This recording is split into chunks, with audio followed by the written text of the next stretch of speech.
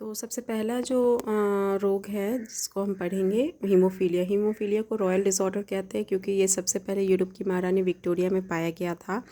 इस रोग में रुधिर में थक्का बनाने वाला जो प्रोटीन होता है वो प्रभावित होता है। अब देखो, थक्का बनाने के लिए जो नॉर्मल कंडीशंस में क्या होती हैं कि जब भी कभी कट लगता है तो ब्लड में कई सारे प्रोटीन्स होते हैं जो एक के बाद एक अभिक्रिया में जाते हैं और उन अभिक्रियाओं के बाद में लास्ट में अंततः थक्का का रूप बना लेते हैं, जिसके कारण जो ब्लड फ्लो होता है वो रुक जाता है। लेकिन इस बीमारी में क्या होता है, चूँकि वो थक्का बनाने वाले प्रोटीन जो होती है उस प्रोटीन को बनाने वाला जो जीन होता है उसमें उत्परिवर्तन हो जाता है, जिसके कारण वह एंजाइम नहीं बना पाता, और एंजाइम नहीं बनता तो इस वजह से वो जो प्रोटीन की आवश्यकता है वो प्रोटीन नहीं बन पाती और वो थक्का नहीं बन पाता है। ठीक है, तो इस रोग में रुधिर थक्का बनाने वाला प्रोटीन क्या हो जाता है, प्रभावित हो जाता है।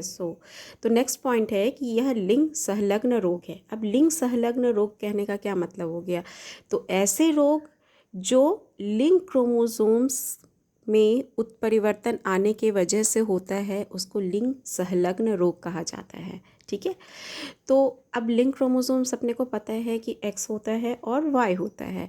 तो जब एक्स क्रोमोसोम्स में पाए वाले जीन में कभी कोई उत्परिवर्तन हो गया तो उस उत्परिवर्तन के कारण जो बीमारी होगी उसको लिंग संलग्न रोग कहा जाता है। सिमिलरली वाई क्रोमोसोम्स, लेकिन ज़्यादातर केसेस में यह जो लिंग संलग्न रोग होते हैं वो एक्स लिंक गुणसूत्र पर होते हैं। ठीक है, तो चूँकि अब ये एक्स लिंक्ड क्रोमोसोम्स पे है तो इसका जो प्रभाव होता है वो नर में ज़्यादा देखने को मिलता है। क्यों? क्योंकि नर विषम युग्मजीव होता है, उनके पास सिर्फ एक ही एक्स क्रोमोसोम होता है, और जबकि फीमेल्स जो होती हैं वो वाहक का कार्य करती हैं। क्यों? क्योंकि उनके पास 2 एक्स क्रोमोसोम्स होते हैं।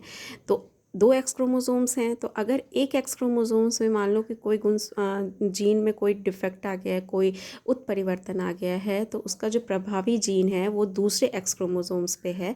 इस वजह से फीमेल्स में इस तरह के डिसऑर्डर्स देखने को कम मिलते हैं। वो ज़्यादातर करके कैरियर्स होती है, वाहक होती है, जबकि मेल्स जो होते हैं उनमें उसमें यह रोग बहुत आसानी से दिखता है। ठीक है।